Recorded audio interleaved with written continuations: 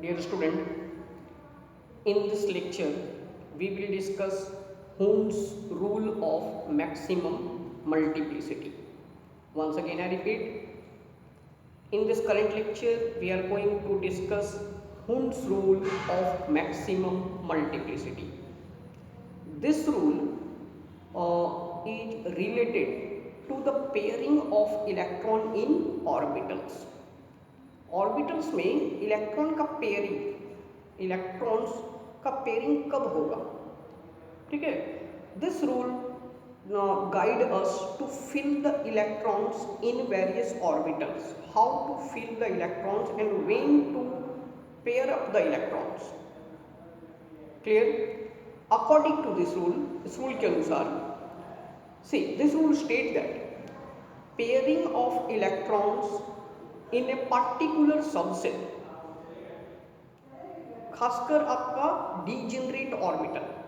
Degenerate orbital we have already discuss the orbital which have different orientation but same energy, like p orbital. We have 3p orbital, px, py, pz. all these have different orientation. In px orbital both lobe are along x-axis. In py both the lobe, it is of double shape and both lobe are along in x-axis, px along y-axis, py orbital both the lobe will be along y-axis in this way. So orientations, uska arrangement in space are different, but these all three orbital px, py, pz have the same energy.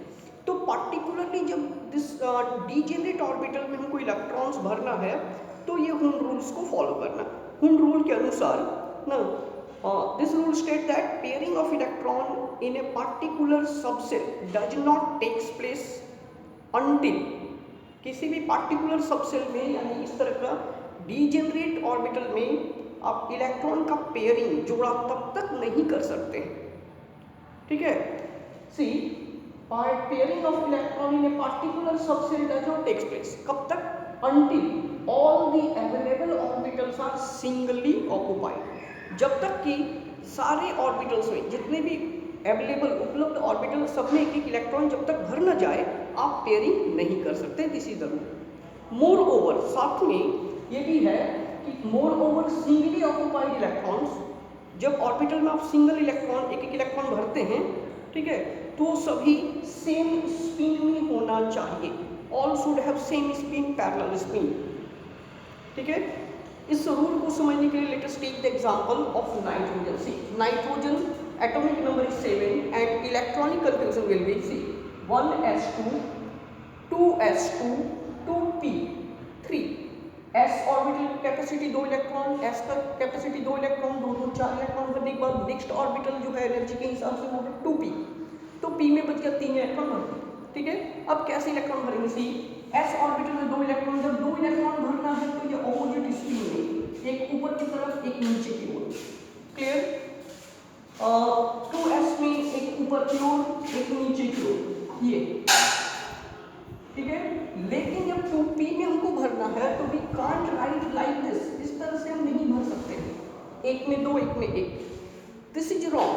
According to Hund's rule, इस rule के अनुसार पहले जितने भी orbital present हैं, उपलब्ध हैं, available हैं, सब में पहले एक एक इलेक्ट्रॉन भरना चाहिए, वो भी सेम स्पिन में. देखिए ये अपवर्ड स्पिन, ये हमने भरा, ये भी अपवर्ड स्पिन, ये भी ऐसा सेम स्पिन. इसको पैरेलल स्पिन कर सकते हैं, सब क्लॉकवाइज, ठीक है.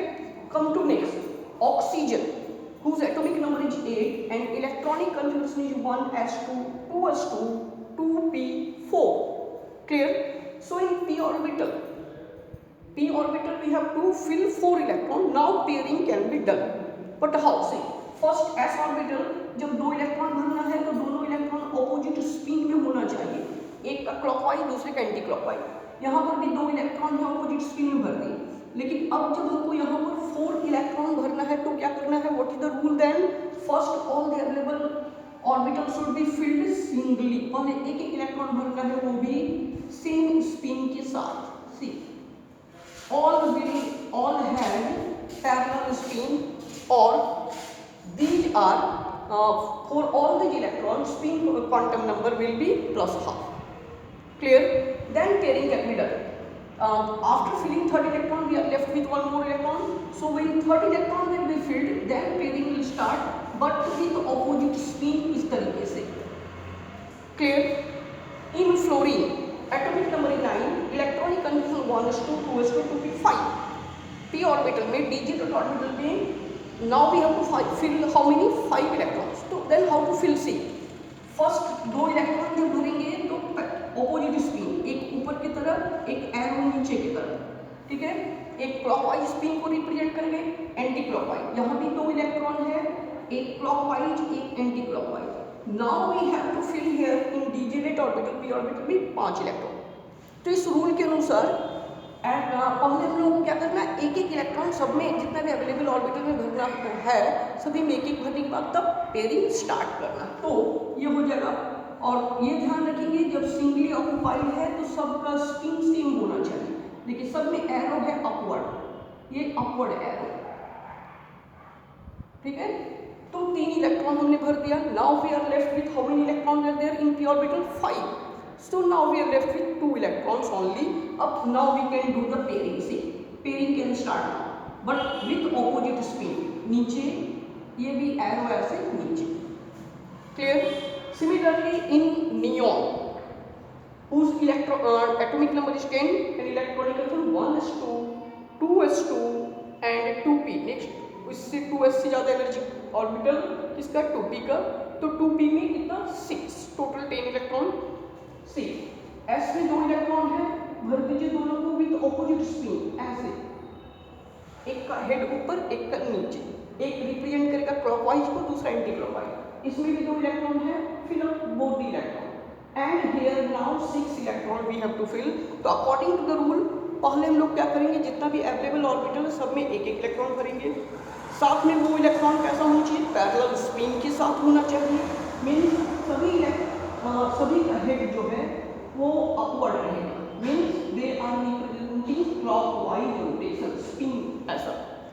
Now we can do the pairing. Now pairing will start. See 6 electron है तो ये हो गया आपका 4, ये 5 and this one is 6.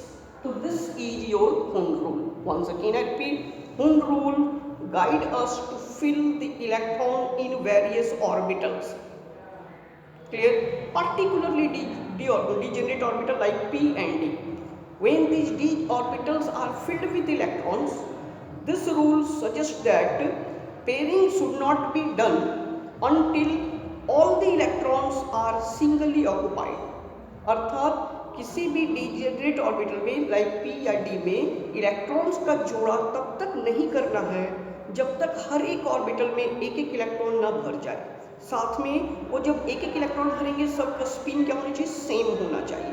Arrow upward, सभी का एरो अपवर्ड होगा. पेयरिंग के वक्त वो क्या होगा, ऑपोजिट स्पिन के साथ पेयर करना है. क्लियर?